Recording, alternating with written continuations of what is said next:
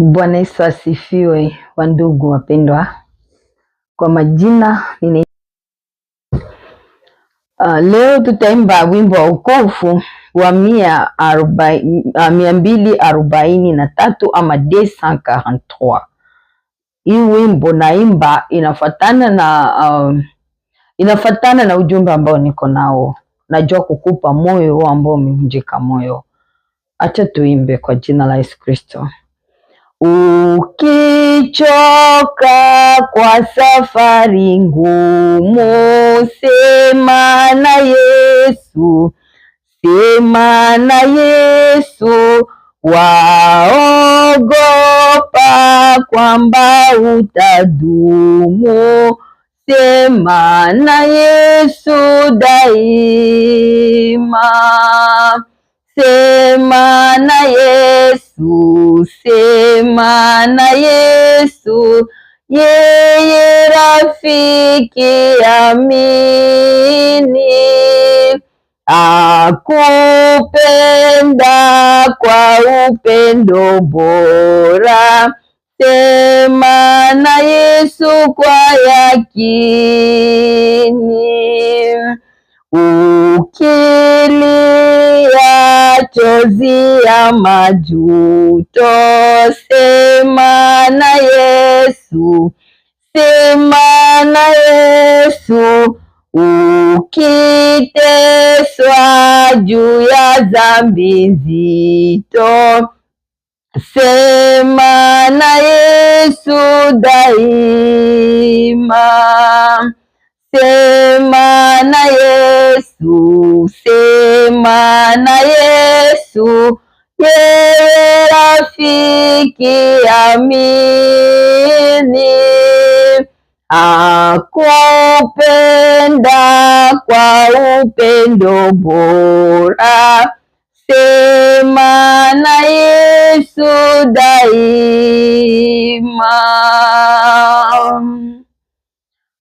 Wandugu wapendwa, niyo kidogo nataka nimbe tu hizo verse mbili. Kama unaimba ama ukifuatilia wimbo vizuri, utaona mashauri ambayo yako ndani, utasikia maneno yako ndani, ni maneno mazito. Yesu Kristo ndio rafiki mzuri tu ambaye tunaweza tukakimbilia ama kujiweka. Rafiki mwema ni Yesu peke yake. Lakini marafiki wa dunia, wa ulimwengu, marafiki wa ulimwengu wanaweza wakakukana, wanaweza wakakukataa muda wowote, anaweza akakukana na akakukataa. Lakini Yesu Kristo ni rafiki mzuri ambaye hawezi kumkataa mtu. Ya Yesu Kristo. Nenda kusoma katika kitabu cha Habakuki sura ya 2 mstari wa, acha nianze wa 1 hadi wa 3 ndio ilete maana. Inasema hivi: mimi nitasimama katika zamu yangu, nitajiweka juu ya mnara, nitaangalia ili nione atakalo niambia na jinsi nitakavyojibu kuhusu kulalamika kwangu. 2. Bwana akanijibu akasema, iandike jonzi, ukaifanye iwe wazi sana katika vibao, ili aisomaye apate kuisoma kama maji. 3. Maana jonzi hii bado ni kwa wakati ulioamriwa, inafanya baraka ili kufikia mwisho wake, wala haitasema uongo. Ijapo kawia, ingojee, kwa kuwa haina budi kuja, haitakawia. Amena. Jina la Bwana libarikiwe, wandugu wapendwa. Unasikia Mungu anasema kuiandika le jonzi. Yaani Wafransi wanasema jua kuandika rêve, kuandika ndoto. Na kitu ambacho nimekujia hapa leo, nakuja niwaambie yale ambayo niliona aseme sécheresse, yani ukame unakuja. na watu hawatauepuka, watu hawataukwepa. Ukame uko unakuja, njaa inakuja. Tena kitu cha ajabu niliona kwa watu wenye wako Marekani na watu wenye wako Afrika, manake kilio kitakuwa ni kimoja, ingawaje hapa tunatumika tunapata pesa, lakini ukame uko sishiresi inakuja. Na kama gisi mwimbaji alituambia katika ukovu, alituambia hivi, kama ukijiona unachoka na safari yako, umwambie Mungu, umjulishe Yesu. Yesu ndio suluhisho kubwa. Yesu ndio tegemeo letu. Hatuna jibu lingine isipokuwa ni kwa Yesu Kristo. Ni Yesu Kristo peke yake. Yesu Kristo peke yake ndio suluhisho. Na njoo uko naona watu wengi wanafika kukiwango, wanachoka, wanaanza fanya nini? Wanafikiria kama akienda kubyaba Freemason ndio itamsaidia. Freemason haisaidia yake na kitu, na haiwezi kusaidia hata kidogo. Hakuna venye inaweza kusaidia, ni uharibifu peke yake, na njia ya jehanamu inakungoja.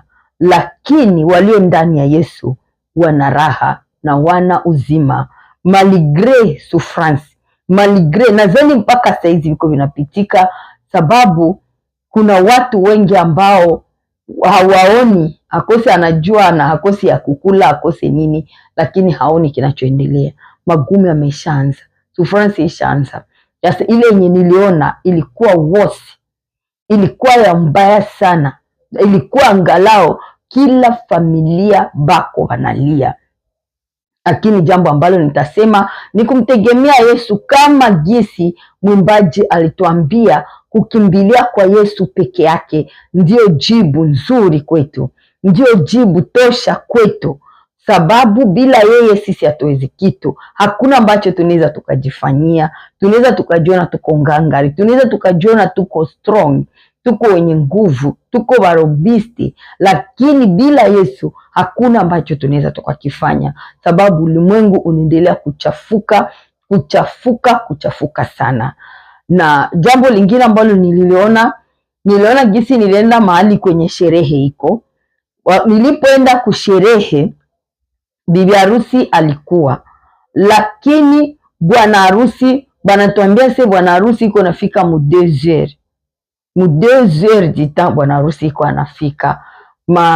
Makwaya zilikuwa zinaimba, zilitangulia pale, ziko zinaimba, walikuwa wako wanaimba, wako wanafurahia wakisubiri bibi harusi, bwana harusi plito, walikuwa wanasubiria bwana harusi.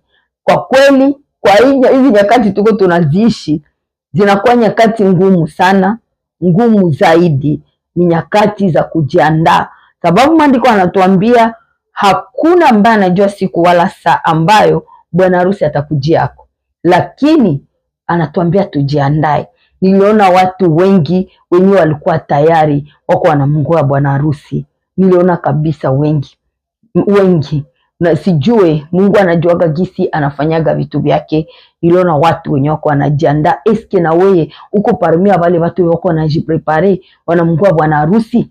Uko mubale kabisa, uko katikati ya bale?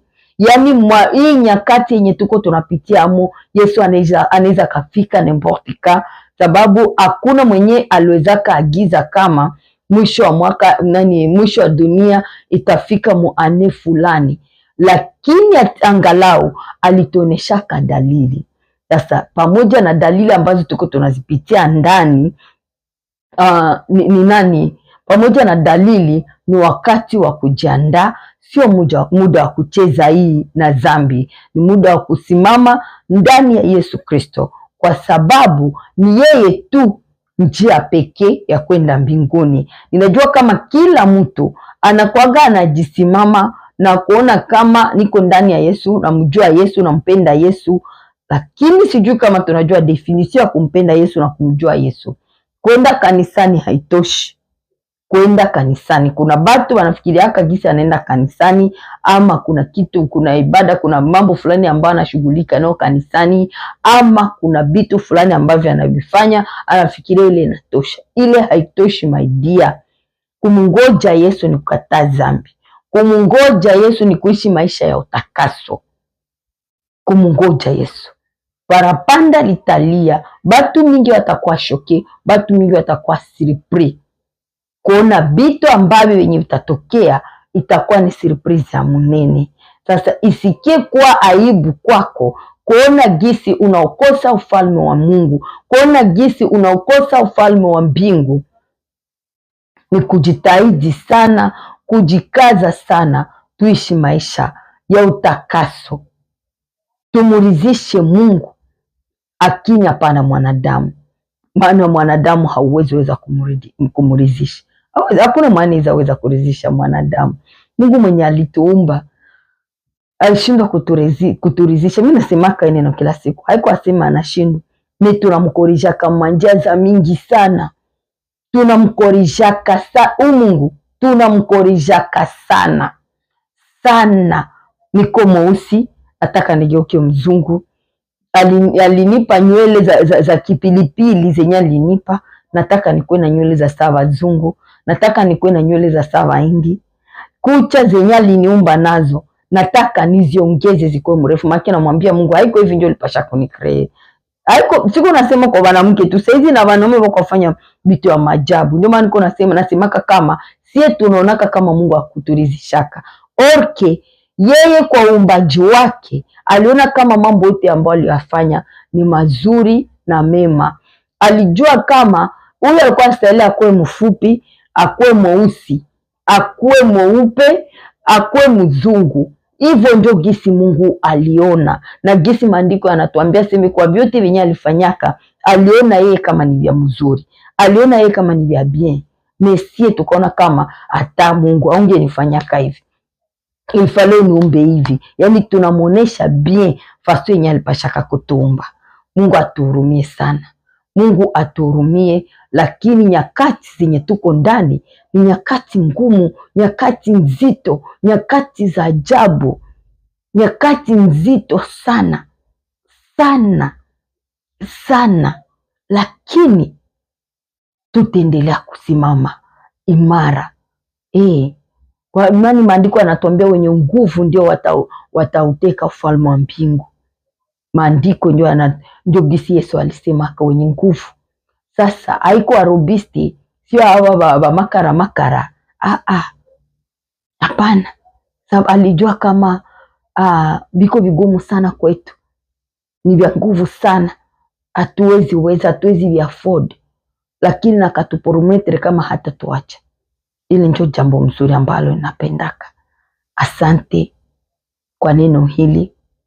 Hiyo ndio ilikuwa ujumbe kidogo ambao nilikuwa nayo, na nina imani kwamba itafikia ule mlengwa, na nina imani kwamba utaisikia na utabadilisha maisha yako. Tafadhali, huu ndio muda, sio tena muda wa kusubiri.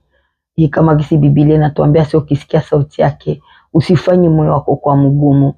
Huu ni wakati wa kumrudilia Mungu.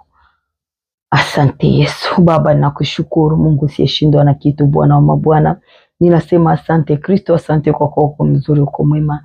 Sifa na shukrani zikurudilie Mungu, kwa maana uko Mungu mkubwa, Mungu wa ajabu. Asante kimbilio, asante msaada. Asante kwa ujumbe huu. Asante kwa maana ujumbe huu utafikia kwa wale ambao Mungu ulitega, wale ambao ulikuwa unataka uwafikie. Kwa walengwa Yesu, ninakuhitaji mfalme, ninakuhitaji Mungu mwenye nguvu. Asante Mungu wa rehema.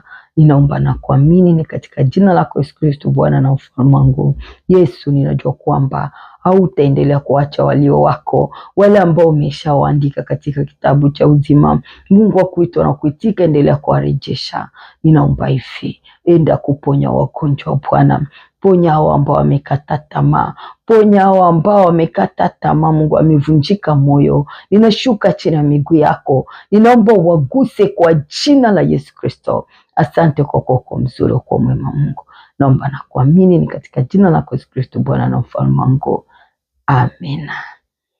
Yesu asiporudi leo, tutakutana muda mwingine. Asante sana.